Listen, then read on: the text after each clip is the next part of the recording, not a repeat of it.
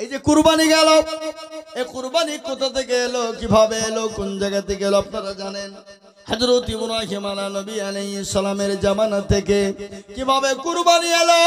হযরত ইব্রাহিম নবী আলাইহিস সালামকে হযরত ইব্রাহিম আলাইহিস সালামের কলিজার টুকরা লাগতে জোগাড়, কলিজার টুকরা হযরত ইসমাঈল আলাইহিস সালাম, ইসমাঈলকে যখন নবী ইব্রাহিম আলাইহিস সালাম এত ভালোবাসতো, এত মহব্বত করতো, ফেরেশতারা বলল মাবুদ গো, আপনার নবী ইব্রাহিম হয়তো আপনাকে ভুলে গেছে, ভুলে গেছে। বলে কিরকম ভুলে গেছে? বলে আল্লাহ আপনার কোলে আপনার তোর সন্তানকে আপনাকে ভুলে গেছে। আল্লাহ বলে ফেরেশতারে, আমার ইব্রাহিম আমাকে ভুলতে পারে না। বলে আপনি পরীক্ষা করুন। পরীক্ষা করার জন্য আপনার ইব্রাহিম আলাইহিস সালামকে বলে ইব্রাহিম তুমি কুরবানি করো। বলে কুরবানি করা হয়ে গেল 100টি উট, কুরবানি হলো না। আবার স্বপ্নে বলে ইব্রাহিম গো, তোমার সব থেকে আদরের জিনিস, মহব্বতের জিনিস, সেটাকে তুমি কুরবানি করে দাও। ইব্রাহিম আলাইহিস সালাম বললেন আমার সব থেকে আদরের জিনিস সেটা তো হলো আমার ইসমাইল আর একটা ঘোড়া। তাহলে আল্লাহ কোনটা চাইলেন? আল্লাহ আমার স্বপ্নে বলেন ইব্রাহিম তোমার সব থেকে লাগতে জোগাড় কলিজার টুকরা, নয়নের পুতুলি, তাকে তুমি কুরবানি দাও, কুরবানি দাও। কুরবানি দেওয়ার জন্য ইসমাইল আলাইহিস সালামকে নিয়ে গেলেন। বড় লম্বা কাহিনী, বড় লম্বা কাহিনী, কাহিনী গোটা বলতে গেলে রাত কেটে যাবে। আমি সংক্ষিপ্ত আপনাদেরকে বলি। ইব্রাহিম আলাইহিস সালাম যখন কুরবানি দেওয়ার জন্য ইসমাইল নবী আলাইহিস সালামকে মিনার ময়দানে নিয়ে গেলেন। মিনার ময়দান আপনারা হয়তো জানেন না, যারা হাজী সাহেব তারা কিন্তু জানে। মিনার ময়দান, এই যে মাইনুল গিয়েছিল, যেখানে যেদিন আমাদের তো ঈদ হয়েছে কি বারে? সোমবারে। আর সৌদি আরবে, আমেরিকা, সৌদি আরব কান্ট্রিতে হয়েছে রবিবার। কিবার হয়েছে? রবিবার। সেই দিন মিনার ময়দান, সেদিন ছিল আমাদের কাছে আরাফার দিন। সেই দিন এত কঠিন দিন আরাফার ময়দানটা এত কঠিন, এত কঠিন, এত কঠিন। হাজিদের পায়ে চপ্পল থাকে না, আর রোদের তাপমাত্রা ছিল 50, 55, 52 ডিগ্রি। ও মুসলমান গো, সেই দিন আরাফার দিন মানুষ সেদিন কান্দে যারা যার হয়ে যায়। আর সেই দিন আল্লাহর দরবারে যারা দোয়া করে, আল্লাহর দরবারে সেদিন দোয়া কবুল হয়ে যায়। আরাফার ময়দান। ইসমাইল আলাইহিস সালামকে কুরবানি করার জন্য মিনার ময়দানে নিয়ে যাওয়া হলো। ফেরেশতারা আপনার ছোটরস্ত হয়ে গেল, ভয়ে তত্তর করে কাঁপতে শুরু করে দিয়েছে। ফেরেশতারা বলে আল্লাহ গো, ফেরেশতারা বলে আল্লাহ তুমি মানা করো তোমার নবী ইব্রাহিমকে, নচেৎ সে তার সন্তানকে কুরবানি করে দেবে। আমরা মনে করেছিলাম ইব্রাহিম আপনাকে ভুলে গেছে, কিন্তু ভুলে না, ভুলে না। আপনাকে তার জন্য, আপনার জন্য আপনি ওনার কলেজার সন্তানকে পর্যন্ত কুরবানি করে দিতে চায়। ও মুসলমান, ইব্রাহিম আলাইহিস সালামকে কুরবানি করার হুকুম দেওয়া হলো। তিনার সন্তানকে নিয়ে কুরবানি দিতে যাবে, কিন্তু আল্লাহ বলে ও শুনেলে তলোয়ার শুনেলে চাকু শুন। আমার ইসমাইল আলাইহিস সালামের গর্দান কাটা তো দূরের কথা, আমার নবী ইসমাইলের একটা পশম পর্যন্ত জানে না কেটে যায়। সুবহানাল্লাহ বলুন। ভাইরা আমার, বাবা জীবনেরা, এ ছিল সাহাবা, এ ছিল নবীদের জীবনী। কাল কিয়ামতের দিন জান্নাতের পোশাক পরবে কে আগে জানেন আপনারা? আল্লাহর নবী সাল্লাল্লাহু আলাইহি সাল্লামকে মা আয়েশা বলছেন, নবী গো, জান্নাতের সর্বপ্রথম পোশাক কে ব্যবহার করবে, কে পরবে? ওগো নবী একটু দয়া করে বলবেন। আল্লাহর নবী বলেন, আয়েশা, জান্নাতের সর্বপ্রথম পোশাক তো আমি পাবো, কিন্তু আমি পাবো বা আমি পেলে হবে না, কিন্তু তুমি জানো সর্বপ্রথম জান্নাতের পোশাক পরিধান করবে আমার ভাই হযরত ইব্রাহিম আলাইহিস সালাম। সুবহানাল্লাহ বলুন। কিন্তু সর্বপ্রথম জান্নাতের পোশাক অনুমতি পাবেন আমার নবী, কিন্তু ব্যবহার করবেন কে? হযরত ইব্রাহিম আলাইহিস সালাম। কেন করবেন আপনারা জানেন? হযরত মা আয়েশা নবীকে বললেন, ইয়া রাসূলুল্লাহ, ও আগে পাবে কেন? একটু দয়া করে বলবেন। আল্লাহ নবী বললেন, আয়েশা রে, ওই নমরুদ যখন ইব্রাহিম নবীকে সমস্ত পোশাককে খুলে নিল, খুলে নেওয়ার পরে আগুনে ফেলে দিল, আগুনে ফেলে দেওয়ার পর সমস্ত পোশাক যখন খুলে উলঙ্গ করে দিল, তারপর আমার ভাই ইব্রাহিম আল্লাহকে ভুলে না। এই জন্যে আমার আল্লাহ রাব্বুল আলামিন আমার ভাই ইব্রাহিমকে সর্বপ্রথম জান্নাতের পোশাক দেবে। ও মুসলমান, প্রত্যেকটা নবী দুনিয়ার জমিনে এসেছে, আর প্রত্যেকটা নবীদেরকে পরীক্ষা দিতে হয়েছে। হয়েছে না হয় নাই? পরীক্ষা দিয়েছে না যায় না? জোরে বলুন। কাউকে আগুনে পোড়ানো হয়েছে, কাউকে মাছের পেটে ভরা হয়েছে। হযরত ইউনূস আলাইহিস সালাম একজন নবী ছিলেন, ছিলেন না? তাকে কতদিন মাছের পেটে রাখা হয়েছিল? তাকে 40 দিন মাছের পেটে ছিল, তারপরও আল্লাহকে ভুলে যায় না। আর একজন নবী ছিলেন নবী আইয়ুব আলাইহিস সালাম। ও মুসলমান, আল্লাহ রাব্বুল আলামিন আইয়ুব নবীকে এত অসুখ দিয়েছিল, এত অসুখ। আজকে আমরা কথায় কথায় বলি কি জানেন? কি বলি? কারো যদি অসুখ হয়, কারো যদি বড় ধরনের কোনো অসুখ হয়, বলে শালার ঠিক হয়েছে, শালা বড় পাপ করেছে। এই বল না, বল ধরে বলুন, বলে শালা ঠিক হয়েছে, শালা বড় পাপ করেছে, গ্রামে এত অন্যায় করেছে। এ বাবা, হযরত ইউসুফ কি বলে, আইয়ুব নবী আলাইহিস সালামকে আল্লাহ এত বড় অসুখ হয়ে দিয়েছিল, সমস্ত শরীর পচে পচে পচে খুলে খুলে খুলে যখন পড়ে যায়, সমস্ত শরীরে যখন পোকায় জর্জরিত হয়ে যায়, মুখটা বাকি ছিল। কিছুদিন পরে মুখটা তো পোকা হয়ে গেল, গোটা জিহ্বা পর্যন্ত পোকা হয়ে গেল। আইয়ুব আলাইহিস সালাম আল্লাহকে বলেন, আল্লাহ গো, তুমি যেটা করো সেটাই ভালো, আল্লাহ তোমার উপর দিয়ে কিছু করার নাই। আল্লাহ, আমি মনে করেছিলাম গোটা শরীরটা যখন তুমি শেষ করে দিলে, আমার মুখটা যখন ভালো ছিল, আমি মনে করেছিলাম এই মুখের দ্বারাতে আমি তোমার জিকির করব, আমি তোমার তাসবিহ করব, কিন্তু আল্লাহ তুমি আমার মুখটাকে পর্যন্ত শেষ করে দিলে, এতে আমার কোনো দুঃখ না। আল্লাহ, তুমি যেটা ভালো চাও সেটাই তুমি করো। হযরত আইয়ুব আলাইহিস সালামকে আল্লাহ পরীক্ষা করেছিলেন, হযরত ইব্রাহিম নবী আলাইহিস সালামকে পরীক্ষা করেছিলেন, হযরত ইউসুফ আলাইহিস সালামকে পরীক্ষা করেছিলেন। ইউসুফকে পরীক্ষা করেনি? ইউসুফ আলাইহিস সালামকে কেমন পরীক্ষা করা হয়েছিল আপনারা জানেন? বড় লম্বা কাহিনী। ইউসুফ নবী আলাইহিস সালামের ভিতরে তার 11টি ভাই ছিল। কয়টা ভাই? জোরে বলুন। তার সন্তান, তার বাবার নাম ছিল কি? জোরে বলুন। ইয়াকুব আলাইহিস সালাম। গজল আছে না? ইয়াকুব নবী বাস করিতে কিনারে, সবার চেয়ে বাসুতেন ভালো ইউসুফকে। এক রাত্রি কবে দেখাই ইউসুফকে, শামসুরজু সব সেজদা করেন তাহাকে।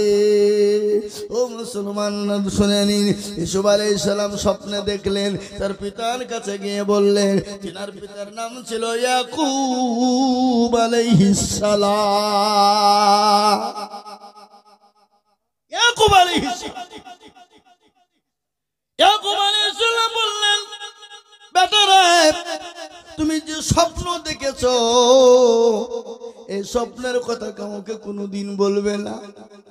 কিন্তু ইউসুফ তো ছোট ছেলে, সে তো ছোট বাচ্চা, সে তো কিছু বুঝে না। সে তো আপনার ছোট ভাই সমস্ত ভাইদেরকে বলেছে। ইউসুফ আলাইহিস সালামের আব্বাজান ছিলেন তিনি নবী, তিনি কিন্তু বুঝতে পেরেছেন স্বপ্নের মাধ্যমে যেটা দেখেছে তার মানে হলো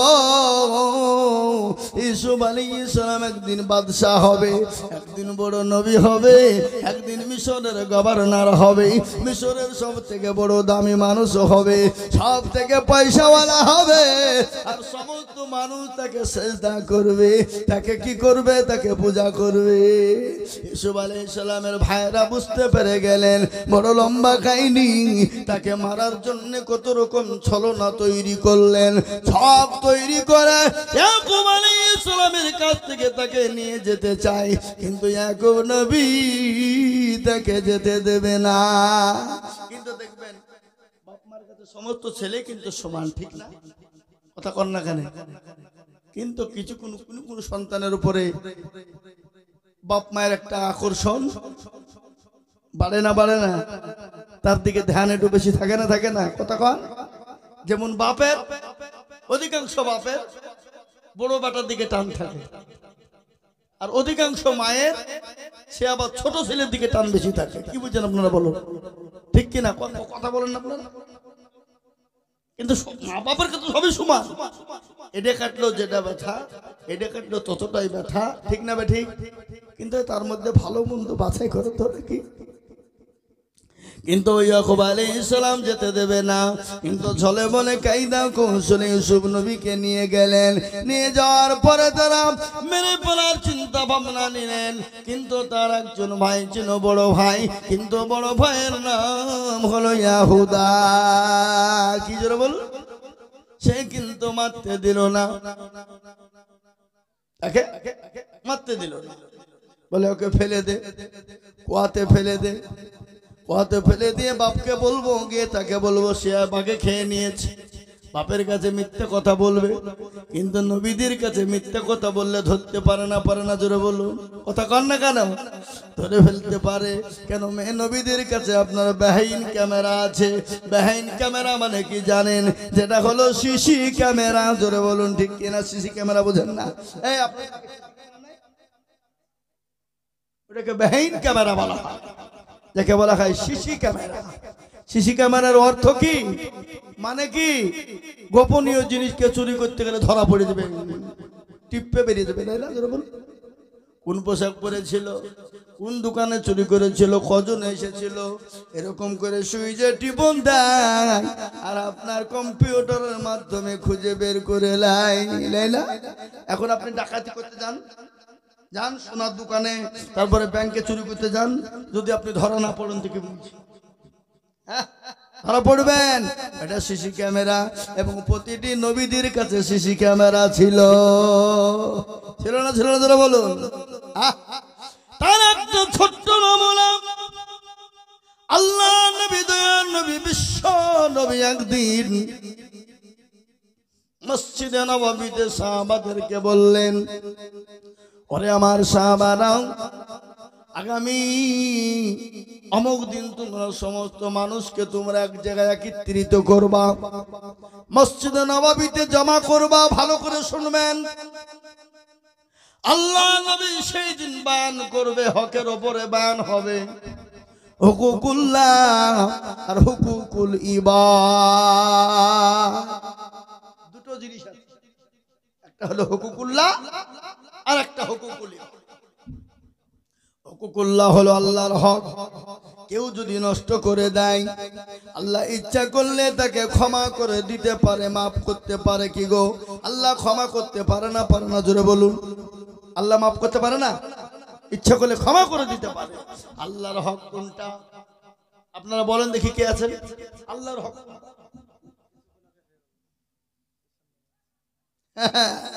হুকুকুল্লাহ। কেউ যদি কোনো কারণবশত নামাজ পড়তে পারে নাই, কারণবশত নামাজ পড়তে পারে নাই, কারণবশত রোজা করতে পারে নাই, ভালো করে কথাটা শুনবেন, অর্থ উল্টে পাল্টা করেন না। এখন শুনছেন আমাদের কাছে ভাষায় আর আরেক জায়গাতে যে উল্টে গায়ে দিচ্ছে, দিয়ে গন্ডগোল বাঁধিয়ে দিচ্ছে। কি বুঝছেন আপনারা বলুন? মৌলবি বলেছে পেঁয়াজ লেনা দেনা হারাম, আরো বক্তব্য তো শুনেছে মৌলবি বলেছে পেঁয়াজ লেনা দেনা হারাম। বাড়িতে যে বকে বলছে খবরদার গোস্ত পেঁয়াজ দিবিনি, কেন গো? কালকে আইজুল মৌলবি বলেছে পেঁয়াজ লেনা দেনা হারাম, কিন্তু মৌলবি আইজুল তো পেঁয়াজ বলেনি, পেঁয়াজ বলেছে। পেঁয়াজ মানে পণ, পণ মানে যৌতুক, যৌতুক মানে শ্বশুরের কাছে টাকা লওয়া। একটা অক্ষরের কত রকমের মানে হয়, একটা অক্ষরের কত মানে হয়, এটা মৌলবীরা ছাড়া বলতে পারবে না। আপনি মৌলবী, যদি আপনি বাংলা পড়ুন, যদি আপনি বাংলা হাদিস পড়ুন, বাংলা বুখারী পড়ুন, বাংলা কোরআন পড়ুন, আপনার বাবারও ক্ষমতা নাই একটা অর্থের ওপরে, একটা অক্ষরের ওপর কত মানে হয়, কত রকমের মানে হয় আপনি বলতে পারবেন। দুটো অক্ষর, একটার নাম হলো কালবুন আর একটার নাম হলো কলবুন। কালবুন আর কলবুন ভালো করে শুনবেন, দুটি কিন্তু কাপ, একটা হলো বড় কাপ আর একটা হলো ছোট কাপ, কপ আর কাপ। কালবুন মানে হলো কুত্তা আর কলবুন মানে হলো দিল, যেটা হলো সেনা। পার্থক্য হলো না? হলো না? কথা কন। লাবানুন আর লাবিনুন, লাবানুন আর লাবিনুন। লাবানুন মানে হলো দুধ আর লাবিনুন মানে হলো কাঁচাই। এখানে পার্থক্য একটা, সেটা হলো জের এবং জাবারের। বুঝতে পারলেন না? তাহলে একটা অর্থের মানে কত হয় আপনি বলতে পারবেন না। বাংলা পড়ে ক্ষমতা নয় বলার। আজকে আমাদের দেশে কিছু যুবকরা বাংলা শিখেছে, বাংলা পড়েছে, বাংলা হাদিস নিয়ে তারা মনে মনে মনে করছে আমি সব জাননেওয়ালা, গামছাওয়ালা। মৌলবি তুমি কিছু জানো না, মৌলবি তুমি জানো না, আর আমি যেটা বলছি সেটাই ঠিক। বুঝছে না? বুঝছে না? ধরে বলুন। আপনাদের দেশে নাই নাকি? অনেক জনা বলে মৌলবি তুমি জানো না। মৌলবি 15 বছর পড়ে পড়ে পড়ে পাছায় তার ঘটা পড়ে গেল, আর তুমি দুদিন আলমারি থেকে বাংলা বই বের করে তুমি শিক্ষিত হয়ে যা। এই কথা বলে আজকে যদি আপনার আলমারি থেকে বই বের করে যদি আপনি ডাক্তার হওয়া যেত, লাইব্রেরি থেকে বই পড়ে যদি ডাক্তার হওয়া যেত, তাহলে মেডিকেল সায়েন্সের প্রয়োজন ছিল না, মেডিকেল কলের প্রয়োজন ছিল না, মেডিকেলের প্রয়োজন ছিল না। আজকে যদি আপনি মনে করেন আমি বাংলা শিখে এমনি বাংলা থেকে কোরআন পড়ে হাদিস পড়ে মৌলবি হয়ে গেলাম, ফতোয়া হয়ে গেল, তাহলে মাদ্রাসার কোনো প্রয়োজন ছিল না। কি বুঝছেন আপনারা বলুন? হ্যাঁ, তুমি শিখেছো, আলহামদুলিল্লাহ, ভালো ভালো জিনিস শিখেছো। এ ভাই কি হলো? বাড়ি ঘুম আসছে? ঘুমটা আসবে, কিন্তু পঞ্চরা শুনলে ঘুম আসতে হবে না।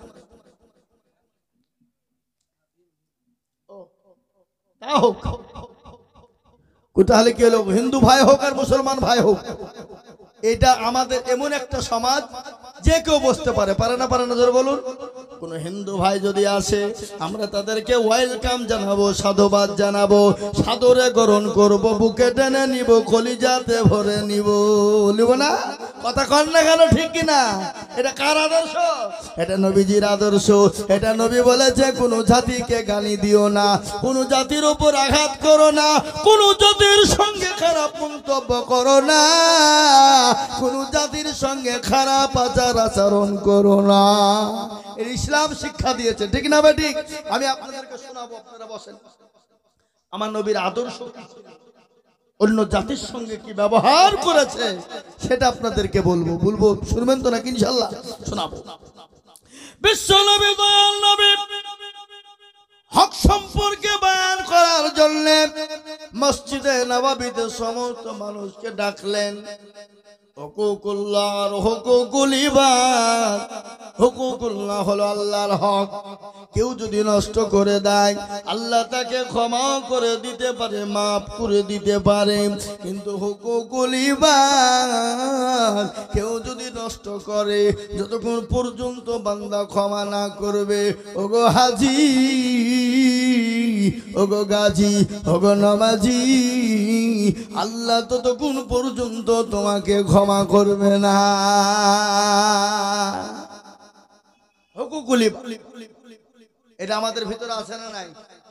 হুকুকুল ইবাদের আছে না নাই? হুকুকুল ইবাদ কাকে বলে আপনারা জানেন তো? হুকুকুল ইবাদ কাকে বলে? কে বলতে পারবেন? একজনা বলেন। জানে কিন্তু ভয়ে বলবে না। সব জানে, বাইটা যদি বলতে গিয়ে ভুল হয়ে যায় নাকি? কথা কন না, ঠিক কিনা? মুসলমান, হুকুকুল ইবাদ সেটা হলো বান্দার হক। বান্দার হক কি? মানুষকে ঠকিয়েছে, ভাইকে ঠকিয়েছে, বোনকে ঠকিয়েছ, ফুপুকে ঠকিয়েছ, বিটিকে ঠকিয়েছ, ভাগিনাকে ঠকিয়েছ, এতিমের মালকে লুটপাট করেছ, ভাই হয়ে ভাইকে ঠকিয়ে বাপের কাছ থেকে জমি লিখে নিয়েছ, ভাই ভাই মিল দিয়ে বোনকে ঠকিয়ে জমি লিখে নিয়েছ, বোনকে পয়সা দাও নাই, জমি দাও নাই, বাড়িখান পর্যন্ত লিখে নিয়েছ। আর ওই হাজি গিয়ে কাবা শরীফের যায় নামাজে পেড়ে দিয়ে নামাজ পড়ছে আর বলছে আল্লাহ আমাকে জান্নাত দাও। আর আল্লাহ বলছে হাজি একবার মর, তোর আমি 12টা বাজাবো দেখবি, মর। আয় মুড়ে দেখ, বোনকে ঠকালছিস, বিটিকে ঠকালছিস, ফুপুকে ঠকালছিস, ভাইকে ঠকিয়েছিস, ভাগিনেকে ঠকিয়েছিস, চুরি করে সব লোক জমি গেলা লিখে নিয়েছিস। এরকম লোক আছে না নাই? কথা কয় না? আছে। বুঝা যা রে বোঝায় না রে, তারে বোঝায় কে? আর না বুঝা যে হু হু করে তাকে ভূতে ধরেছে। ও মুসলমান দরদি, আল্লাহর কাছে কি জবাব দিবা? বোনের জমি হক করে নষ্ট করে নিয়েছ। বিশ্ব নবী মসজিদে নববীতে আপনার হক সম্পর্কে বয়ান করেন। আল্লাহ নবী বললেন, ও সাহাবারা, আমি হয়তো দুনিয়া জমিনে বেশি দিন বাঁচবো না, শরীরটা আমার ভালো করে না। সাহাবারা শোনো গো, তোমরা যদি আমার কাছে কেউ হক পেয়ে থাকো, আমি নবীর সামনে তোমরা বলো, আজকে আমি তোমাদেরকে হক পরিশোধ করে দেব। কি মানেন নবীজি? সুবহানাল্লাহ বলুন। আল্লাহ কোরআনে বলেছেন, খুলুন কোরআন। আল্লাহ বললেন, লাকাদ কানা লাকুম ফি রাসূলিল্লাহি উসওয়াতুন হাসানা। আমার আল্লাহ আমার নবীকে এত সুন্দর চরিত্রবান করে বানালেন, এত আখলাকওয়ালা নবী বানালেন, এত চরিত্রবান নবী বানালেন, এত সুন্দর নবী বানালেন, দুনিয়ার জমিনে কোনোদিন আর বানাবে না, কিয়ামত পর্যন্ত আর এরকম নবী হবে না। হবে গো? কথা বল, হবে? হবে না? বিশ্ব নবী, দয়ার নবী হক সম্পর্কে বয়ান করতে গিয়ে বললেন, কেউ যদি আমার কাছে হক পাও বলো, আমি আদায় করব। সাহাবারা চুপ হয়ে গেলেন। একজন সাহাবা তিনি দাঁড়িয়ে গেলেন, বলে, ইয়া রাসূলুল্লাহ, ইয়া হাবিবাল্লাহ, ও আল্লাহর নবী, আপনি হক আদায় করবেন বলেছেন। বলে, হ্যাঁ। বলে, আমি আপনার কাছে একটা হক পাই, আপনি আমার ওই হকটা আপনাকে আদায় করতে হবে।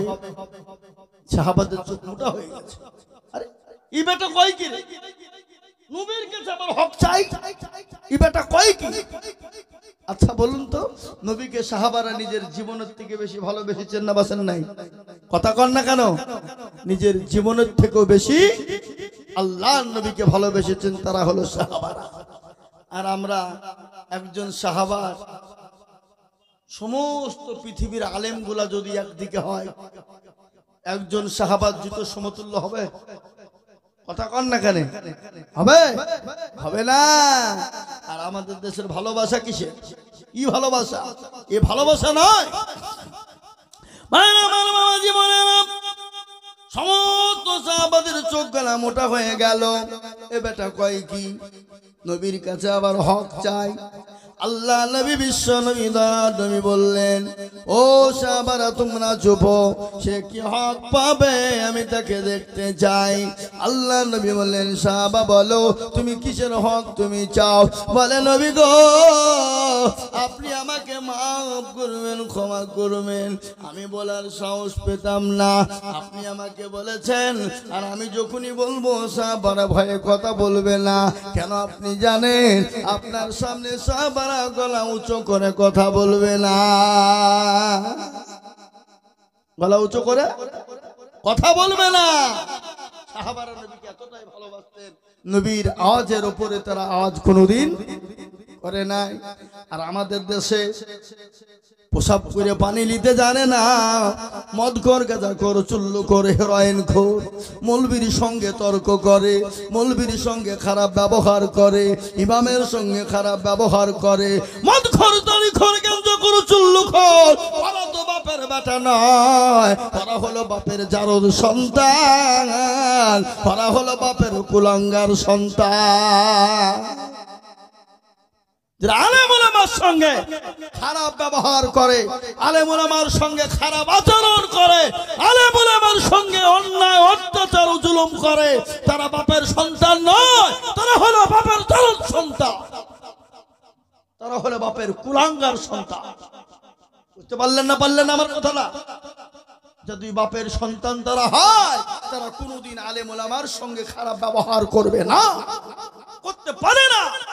যদি আলেম ওলামার সঙ্গে খারাপ ব্যবহার কেউ করে, জানতে হবে তার জন্মের দোষ আছে। কি বলছেন আপনারা বলুন? কথা বুঝতে পারলেন না আমি কি বললাম?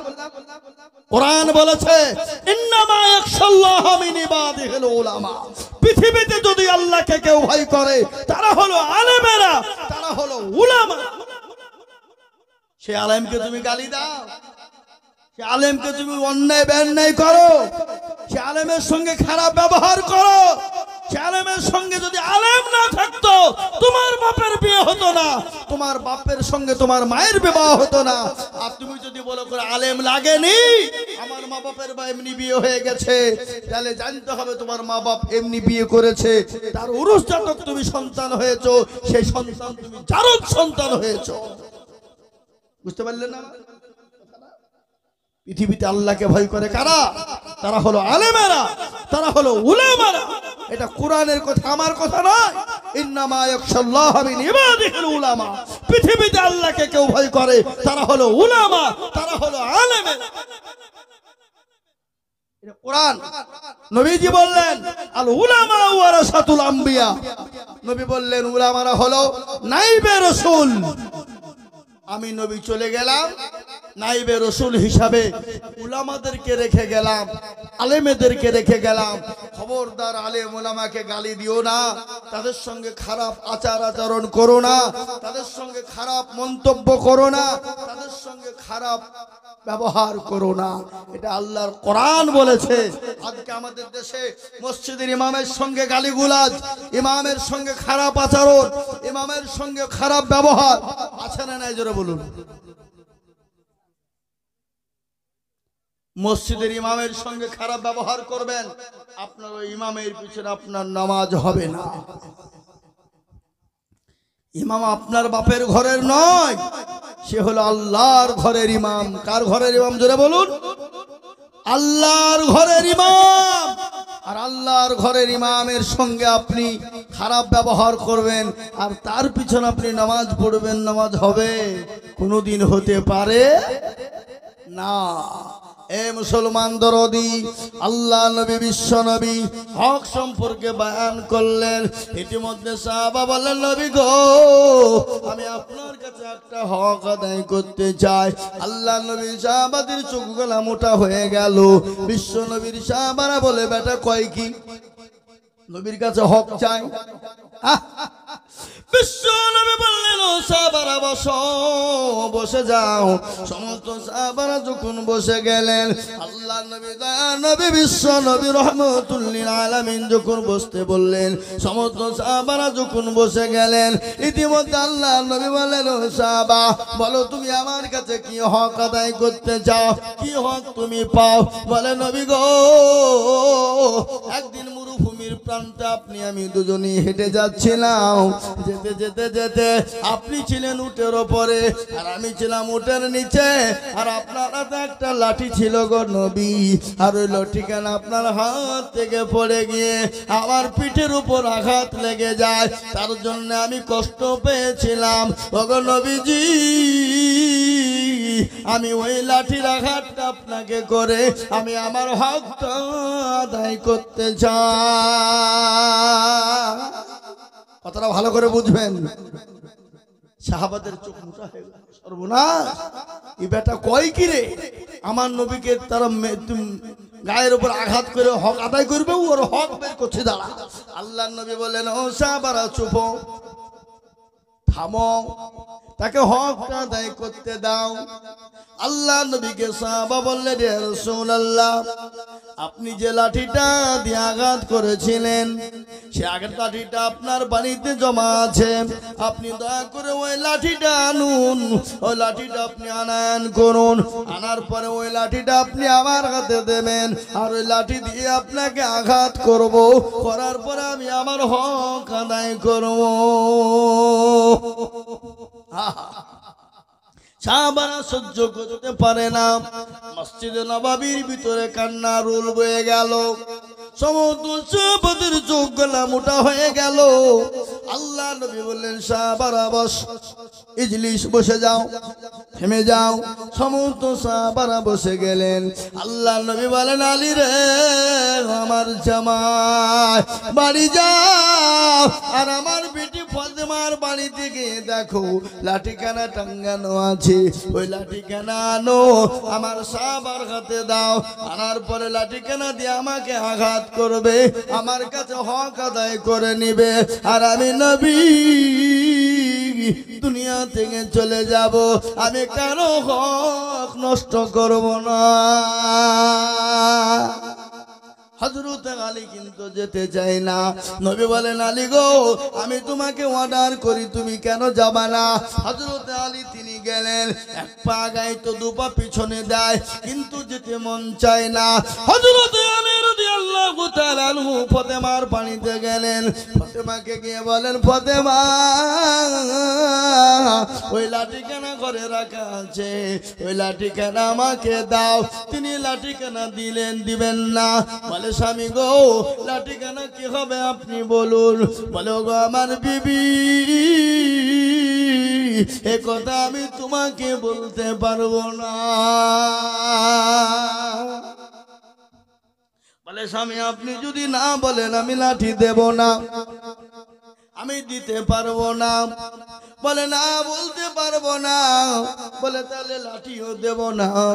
এই কথা যখন বলা, সঙ্গে সঙ্গে আলী বললেন, ও বিবি শুনো, বড় মারাত্মক ঘটনা, গোটা মসজিদে নববী আজকে ছোটগ্রস্ত হয়ে গেছে, সমস্ত সাহাবাদের চোখ গলা মোটা হয়ে গেছে, সমস্ত নবী সাহাবারা আপনার তারা কান্নায় ভেঙে পড়েছে। বলে, স্বামী গো, বলুন এমন কি এমন ঘটনা ঘটেছে? বলে, ও আমার বিবি, একজন সাহাবা আল্লাহ নবীর কাছে হক আদায় করার জন্য আল্লাহ নবীর পিঠের উপর লাঠি দিয়ে আঘাত করবে, আঘাত করে সে নাকি হক আদায় করবে। হযরত ফাতেমা বললেন, ও আমার কলিজার টুকরা হাসান হুসাইন, তোরা বেঁচে থাকতে তোর নানার গায়ে হাত দিবে, এত বড় সাহস কারো হয় নাই, তোরা চলে যা। হযরত হাসান হুসাইন হযরত আলীর সঙ্গে গেলেন, লাঠিখানা আল্লাহ নবীর কাছে গিয়ে পৌঁছে গেল। আল্লাহ নবী সাল্লাল্লাহু আলাইহি ওয়াসাল্লাম লাঠিখানা নিয়ে ওই সাহাবার হাত দিয়ে বললেন, ও সাহাবা, এই লাঠি নাও, আমি যেরকম করে তোমার গায়ে আঘাত দিয়েছিলাম ওরকম করে আঘাত দিয়ে তুমি আমার কাছে প্রতিশোধ তুলে নাও।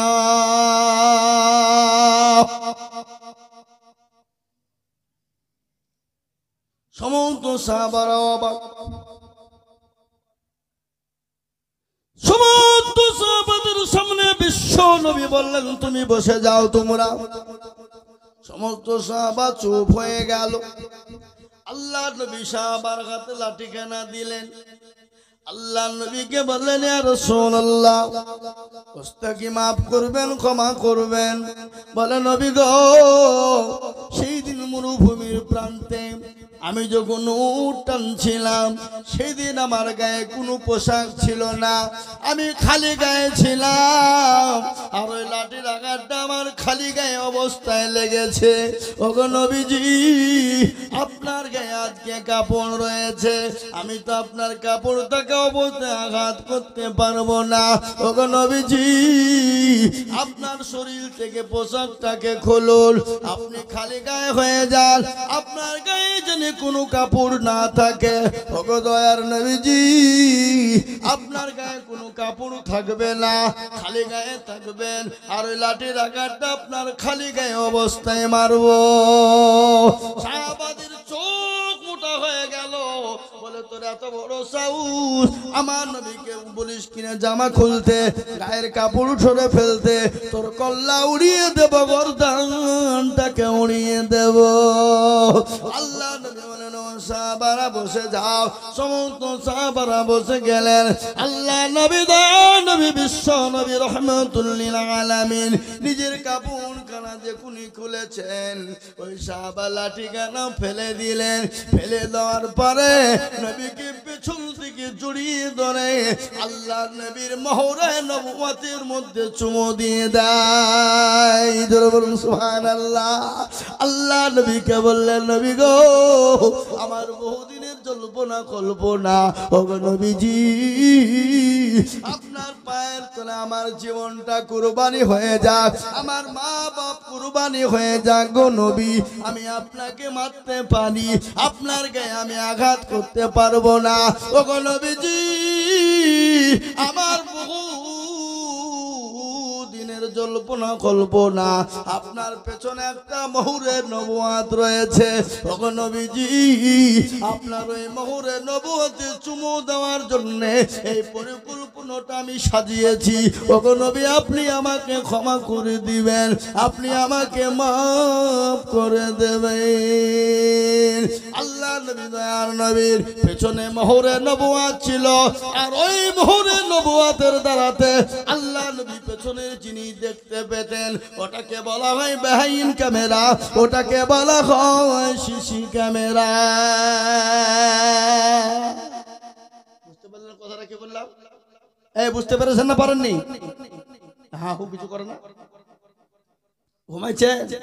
ও মুসলমান দরদি, এ ছিল সাহাবাদের জিন্দেগি।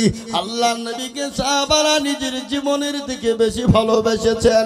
আল্লাহ নবীর সাহাবারা, শোনেন আর একটু ঘটনা। আল্লাহ রাব্বুল আলামিনের নবীর উপর যখন মক্কার জমিনে অত্যাচার শুরু হয়ে গেল, মক্কা জমিনে নবীর উপরে যখন নিপীড়ন শুরু হয়ে গেল, আল্লাহ নবীকে মক্কায় থাকতে দেবে না। আল্লাহ বলেন, নবী গো, আপনি মক্কা ছেড়ে মদিনার পথে চলে যান।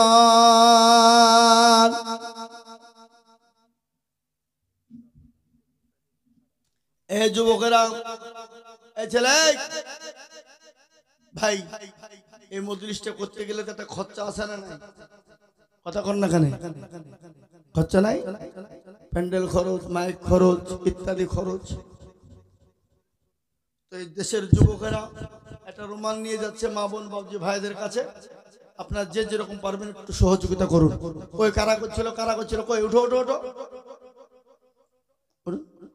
গামছাটা নেন, গামছা নিয়ে ঘোরান। গামছাটা নিয়ে যে যা পারবেন এই গামছাটা দেন মা বোনদের কাছে। এখন নিয়ে যান, এখানে নেন, দুইখান দুই জায়গায় নেন, দুইখান দুই জায়গায় নেন, দুইখান দুই জায়গায় দেন ভাই। দিনের স্বার্থে দিলে, ইসলামের স্বার্থে দিলে কটা নাকি হবে? 5টা। কি 5টা? এই 5টা নেকির অধিকারী আপনি হবেন। দিন জিন্দা হবে, ইসলাম জিন্দা হবে, কোরআন জিন্দা হবে। কি বুঝতে পারলেন না ভাই? আপনাদের কাছে রুমাল নিয়ে যাচ্ছে, ওই খালি ঘুরে বেড়াচ্ছে, চাওয়া চাও চাও আহা মুসলমান দরদি আমার ভাইয়েরা, আল্লাহওয়ালা, দিনওয়ালা, ইমানওয়ালা, কলমাওয়ালা, নবীর প্রেমিকেরা। তাই যেটা বলছিলাম, আল্লাহ নবীর উপর যখন নিপীড়ন, অত্যাচার, জুলুম শুরু হয়ে গেল, কি কারণে? একটাই তার দোষ, মানুষের কাছে কলমার দাওয়াত দেওয়ার জন্য, মানুষের কাছে কলমা পৌঁছে দেওয়ার জন্য, কি ইসলামের দাওয়াত দেওয়ার জন্য। বুঝতে পারলেন না? হে মুসলমান, কাফের বেঈমানরা অত্যাচার শুরু করে দিল। আল্লাহ জানিয়ে দিয়ে বলেন, নবী গো, আপনাকে মক্কার জমিনে থাকা লাগবে না। ওগো নবীজি, এই মা বোনেরা, দাও দাও, যে যা পারবা দাও। তোমাদের ভাগ্য এখন ভালো, 1000 টাকা করে মাসে পাচ্ছ, লক্ষ্মীর ভান্ডার। এখানে পাই না নাকি লক্ষ্মীর ভান্ডার? মা বোনেরা, লক্ষ্মীর ভান্ডার পাচ্ছে 500, এখন পাচ্ছে 1000। আবার খালা বলেছে যাদের স্বামী মারা যাবে তারা পাবে 2000। কদিন পরে স্বামীর গলা টিপে মেরে ফেলবে, মোর তুই মইলে 2000 পাবো, বলবে নাকি? না না, কোনোদিন চাইবে না। বিবি যদি বিবি হয়, আহা, দুনিয়াটাই তার কাছে জান্নাতের বাগিচা হয়ে যায়। কি বুঝতে পারলেন না? স্বামী স্ত্রীর মহব্বত আল্লাহর বড় নিয়ামত।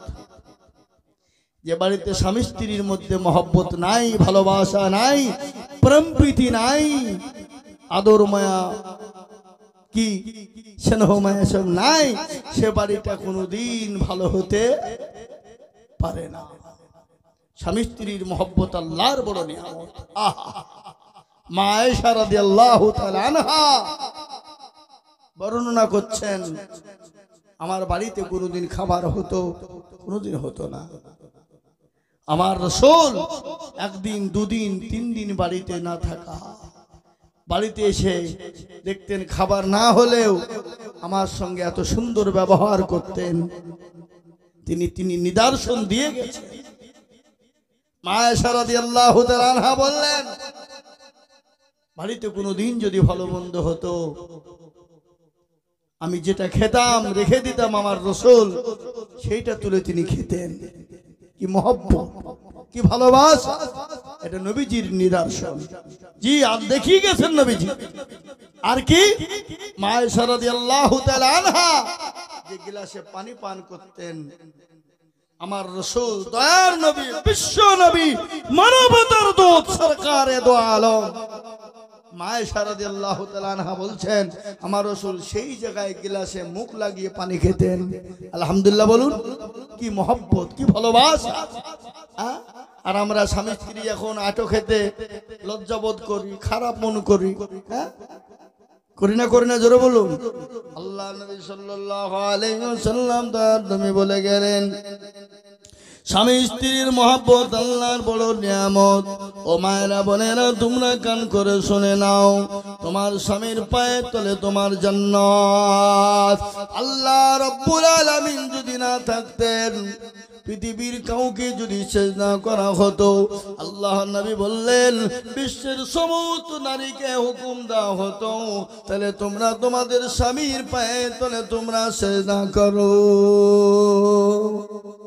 স্বামী কি জিনিস? বিশ্ব নবী বলে গেলেন, মহিলারা দুনিয়ার জমিনে 4টে কাজ করবে। কয়টা? জোরে বলুন। কটা? 4টে কাজ করবে। মা বোনেরা যদি দুনিয়ার জমিনে 4টে কাজ করে যেতে পারে, আল্লাহ জান্নাতের একটা দরজা দিয়ে ঢুকবে। পৃথিবীর জমিনে কেউ তাদেরকে দুনিয়ার থেকে, পরকালে কেউ তাদেরকে জান্নাত থেকে বঞ্চিত করতে পারবে না। কিন্তু 4টে কাজ করতে হবে। কেউ যদি করে যায়, এই 4টে কাজ করে গেলে পৃথিবীর কেউ তাদেরকে জান্নাত থেকে আটকাতে পারবে না। 4টে কি? আমার মা বোনেরা সকলেই জানেন। 4টে কাজ হলো, 1 নম্বর হলো নামাজ। 1 নম্বর নামাজ। নামাজটা কিভাবে পড়বে, কি করে পড়বে, কোথায় পড়বে, কোন জায়গায় পড়বে?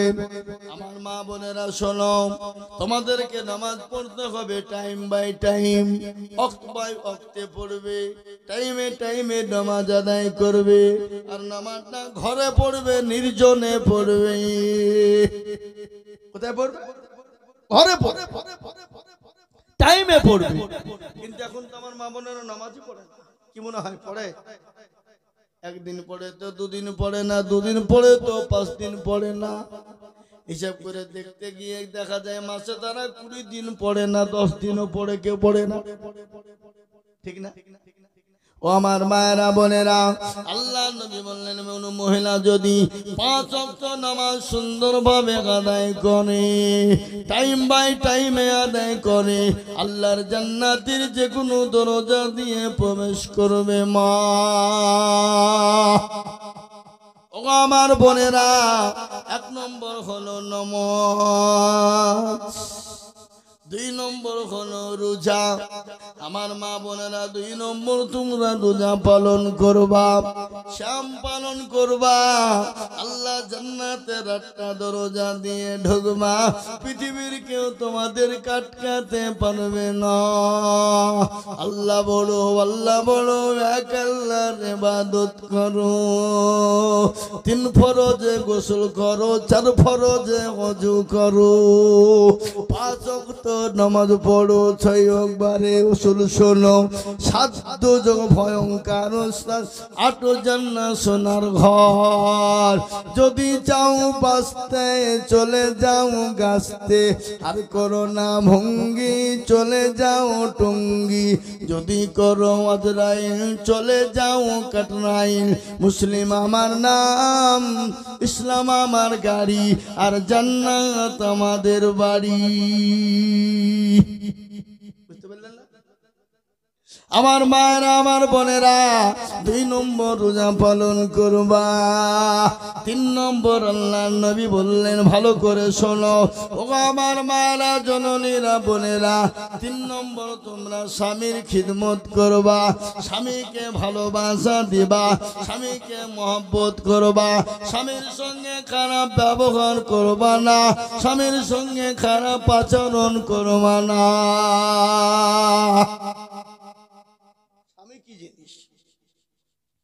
স্বামীর সঙ্গে কোন রকম খারাপ ব্যবহার করা যাবে না, খারাপ আচরণ করা যাবে না। কোন বিবি যদি মারা যায়, স্বামী যদি সার্টিফিকেট দেয়, বলে আমার বিবি আমাকে ভালোবাসতো, আমার বিবি আমাকে মহব্বত করত, বিশ্ব নবী বললেন ওই নারী আল্লাহর জান্নাতের 8টা দরজা দিয়ে প্রবেশ করবে।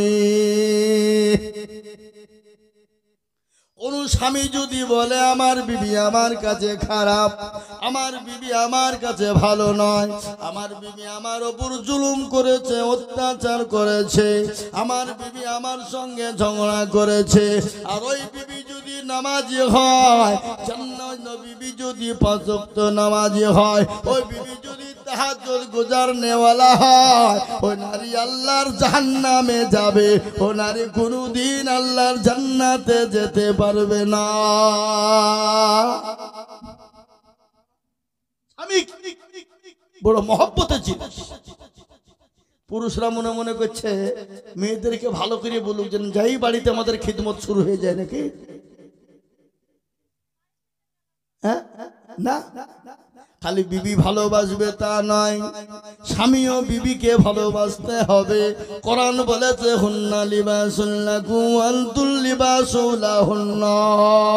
তোমার বিবি তোমার কাছে পোশাক স্বরূপ, তোমার স্বামী তোমার কাছে পোশাক স্বরূপ। খালি একজনের খিদমত নিলে হবে?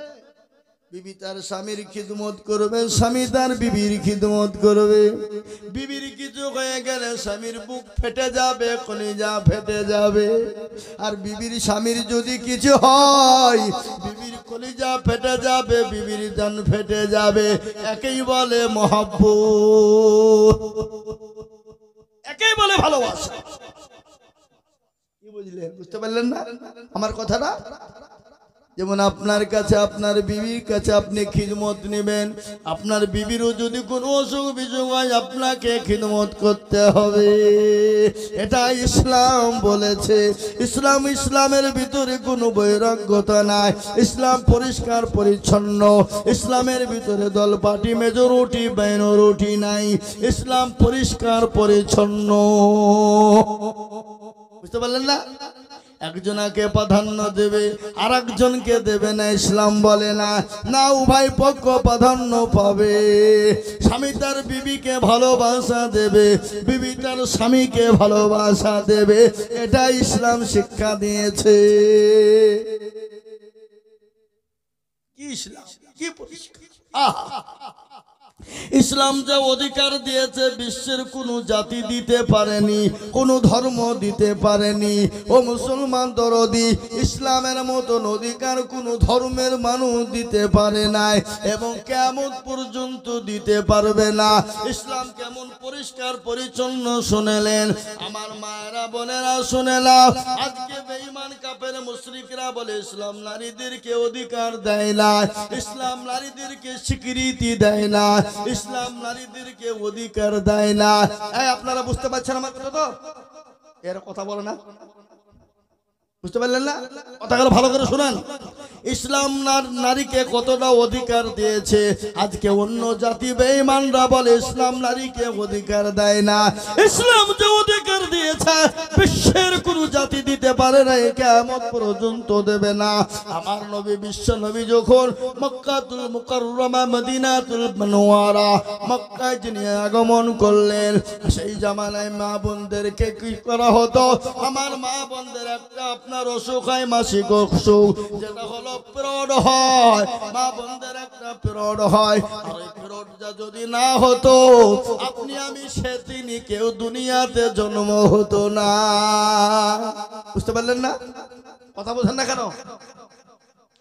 মা বন্ধুর ওই পিরিয়ডটা যদি না হতো আপনি আমি সেদিনই প্রধানমন্ত্রী, রাষ্ট্রপতি, মুখ্যমন্ত্রী, এমএলএ, এমপি, রাজা, বাদশা কেউ দুনিয়াতে মুখ দেখতে পেত না। সে জামানায় যখন মা বোনদের পিরিয়ড হতো, কাফের বেঈমানরা মা বোনদেরকে জঙ্গলে ফেলে দিত, গর্তে ফেলে দিত। আমার নবী বিশ্ব নবী নারীদেরকে গর্ত থেকে টেনে তুলে, জঙ্গল থেকে টেনে তুলে আমার মা বোনদেরকে নারীর সিংহাসনে বসিয়ে দিয়েছে।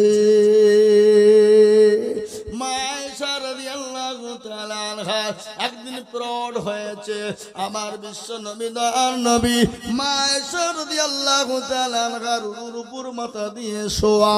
ও মা বোনেরা ভালো করে শুনবা, আল্লাহ নবী বিশ্ব নবী বলছেন মা আয়েশার উপর মাথা দিয়ে শোয়া।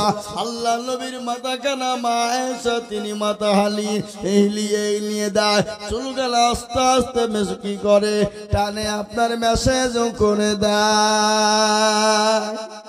মসজিদে নববীর মা আয়েশার ঝুপড়ি ঘর ছিল। আমার মায়েরা বোনেরা, 3 নম্বর হলো স্বামীর খিদমত, 4 নম্বর তোমরা পর্দা করবা। ও মা বোনেরা, পর্দা বিহীন হবে না, আর পর্দা বিহীন হলে জাহান্নামে যেতে হবে। আমার মা বোনরা, এই 4টে কাজ যদি দুনিয়ার জমিনে করে যায় আল্লাহর জান্নাতে যে কোনো দরজা দিয়ে প্রবেশ করবে। আল্লাহ আমাদের সকলকে নামাজি, মুত্তাকিন, পরহেজগার, দিনদার, ইমানদার বানার তৌফিক এনায়েত করুন। বল আল্লাহুম্মা আল্লাহুম্মা আমিন। ভাই, আমি আমার বক্তব্য দীর্ঘায়িত করতে চাই না। রাত্রি 11:30 বেজে গেছে, আর এখন 11:30 রাত মানে